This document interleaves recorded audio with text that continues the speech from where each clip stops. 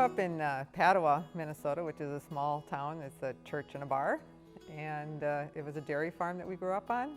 I grew up near Alrosa on a dairy farm, so Alrosa and Padua are not too far apart, and so that's how we got to know each other.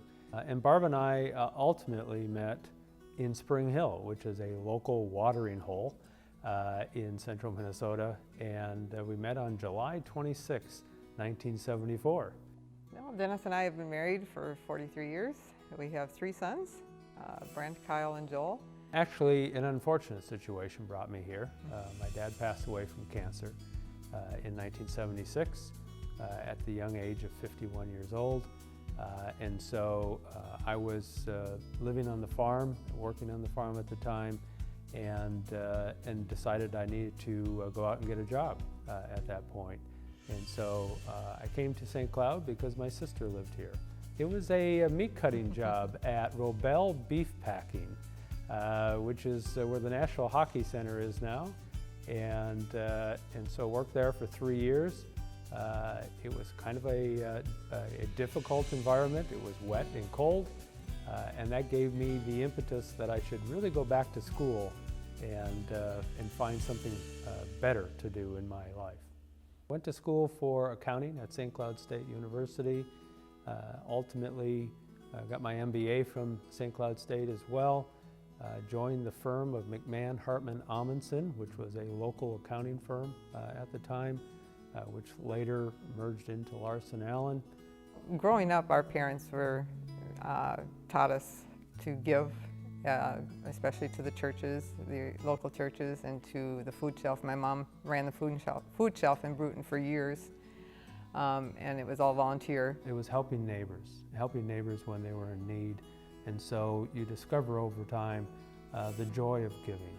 But that impact of seeing just a small act of kindness make a difference to somebody in a difficult situation, or the Good Samaritan Fund providing financial resources, which is a lift to that person, or the Boys and Girls Club providing homework help to help our youth succeed, or Big Brothers Big Sisters providing mentorship and companionship. There's so many examples of the positive impacts that giving has in our community. And it really is what helps to build that community. I think there's a lot of issues yet around this area. People not having food, not having shelter. We've walked to some plays and people were out with their luggage trying to find some place to sleep for the night, The first introduction I had to the Central Minnesota Community Foundation was on the investment committee. I had a particular interest in investing, in investments, and Jerry McCarter thought that I would be a good member of that committee. I was on that committee for 5 or 6 years before I joined the board. I think it's important that we support the Central Minnesota Community Foundation because of its role in the community. It's a very unique role. Each nonprofit has a role in the community. They have their mission statement, they have their passion. The Central Minnesota Community Foundation is an umbrella over all of those organizations, providing the support for those organizations, providing the conduit for the donors to better understand the needs of those particular organizations, and being able to, again, connect, engaging people, connecting resources, building community, which is their tagline, which is exactly what they do so well. We are very honored to receive this award for the Didier Award. We know there's a lot of people out there that have done much more than we have, but this is a special honor for us. It feels good to make a difference.